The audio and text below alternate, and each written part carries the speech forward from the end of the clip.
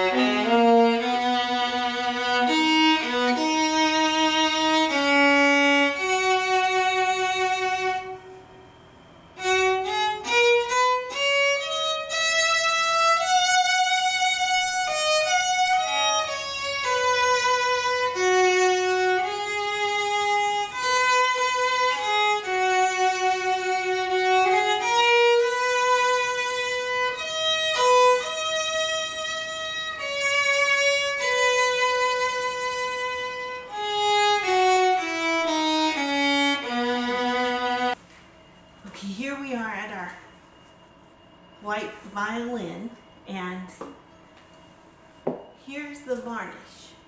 And even though it looks black in the jar, I'll show you what it looks like without any coloring in it.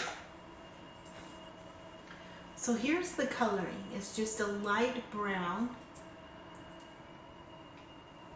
My plan is to probably play this for another week. I'm really enjoying playing it. And then working out, adding some color into this to make it a little darker, because I'm planning on a darker violin, and I probably will have some fun with the coloring. And just so you know, it takes quite a few coats to build up the color that you want, and also to protect the violin. So we don't want to put just one coat on there. We want to put a few coats on, keeping in mind that this instrument, you want it to last at least 400 years, right? Maybe 5 or 6. So, time for a story. All right, we're reading out of Anecdotes of Great Musicians, and we have a couple here. So the first one is on page 108, Napoleon Outwitted by a Songstress. The iron will of Napoleon I did not confine itself to the control of kingdoms and things political, but he desired to bring under its sway all matters with which he was brought into contact. The disrespect of this military genius for the rights of other nations brought him to the defeat of Waterloo. Though he could control the majority of men who came under his notice and within his grasp, he occasionally met with a miniature Waterloo when dealing with the fair sex. It is generally conceded that the prima donna without a will of her own and the willingness to make it known is a rarity, and no exception to this rule was Madame Catalani, one of the first singers in the time of the First Empire. Historians have not given Napoleon credit for being musical, but at any rate he determined, after hearing Catalani, that she should remain in Paris, that he might enjoy her vocal abilities whenever he wished. So he ordered her to come to the Tuileries. Not daring to disobey, the Cantatrice awaited the pleasure of him who was making the thrones of Europe to tremble. The emperor knew that she was intending to leave Paris, and without wasting time inquired, "Where are you going, madam?" "To London, sir," said the astonished and somewhat affrighted songstress. "But you must remain here," declared Napoleon testily. You shall have 100,000 francs a year and 2 months' vacation. Consider the matter settled. Bonjour, madam." Too much frightened to declare to the tyrant that she had engagements abroad that she must keep, Catalani retired at his curt dismissal and hastened to her apartments. A few days afterward, a document stating the arrangement was left at her house. Determined not to be subjected to this arrangement, which was entirely opposed to her plans and wishes, she resolved to escape this bondage, even though the fetters were golden. Hence she disguised herself in the habiliments of a nun and hastened to the sea-coast. There she found a vessel exchanging prisoners. Seeking out the captain, she secured his silence and assistance by adding a generous sum to his purse. When the vessel left France, the nun was on board. Napoleon might not have relished this stratagem, and perhaps would have made the willful lady feel that his power was not confined to Paris. But military affairs just then took a serious turn, and for this reason the emperor had more weighty things to occupy his mind than sending after runaway opera singers. Okay, that's one. The next one is 190, called A Deserved Chastisement. Franz Liszt used to take great pleasure in relating various happenings of his youthful days, and none gave him more merriment than the recital of a trick he tried to play on Czerny, with whom he began to study when he was but 9 years of age. Czerny was very kind, and Liszt always spoke reverently of him, but he could not forget this prank of his childhood. Probably the consequences of it fixed it definitely in his memory. It seems that Czerny had kept the youthful Liszt at work considerably longer on a certain Clementi sonata than the latter found agreeable. And so the boy, knowing that the complaints to his father would be useless, as good Adam Liszt had great respect for Czerny's teaching abilities, resolved to try a little strategy. So He took the offending sonata and in a certain place marked an unreasonable fingering over some of the notes. Then, taking it to his father, he innocently said, "I think it's about time for me to stop my lessons with Czerny. Just see this ridiculous fingering he has marked for me." Liszt Sr. was surprised at such work on Czerny's part, but thought he had best see the teacher before taking any action in the matter, and perhaps having had some experience with the youthful Franz before. So he took the book to Czerny and asked for an explanation. Czerny gave him one, and though the two old fellows may have had a hearty laugh at the youngster's ready invention, that did not deter Liszt the father from administering a lively thrashing to a certain young man when he reached home. Just as Beethoven finished writing this song, a friend of his called on him and found him with the manuscript still wet from the pen in his hands. "Here," said Beethoven, holding out the score to his visitor, "look at that. I have just written it and I don't like it. There is hardly enough fire in the stove to burn it, but I will try." And he was about to commit it to the flames when his friend got his permission to try the song. He sang it, and liking it very much, persuaded Beethoven not to destroy it. Adelaide is now perhaps the most well-known of all Beethoven's songs. Freddie wants to chat. Hi, I'm Freddie, and I have some exciting news to talk to you about. Because this last week, I had to find something out because I was sleeping, and in the middle of the night, I heard my boss, Cheryl Macomber, and she was talking to Ian Dyson on her computer, and they were all excited. And so I called my friend Federico here, and I told him if he could figure it out. Yes, my name is Federico, and I have done an investigation. I have done an investigation on this situation. I did some research and found out what is going on. I found this piece of paper, and I'll show it here.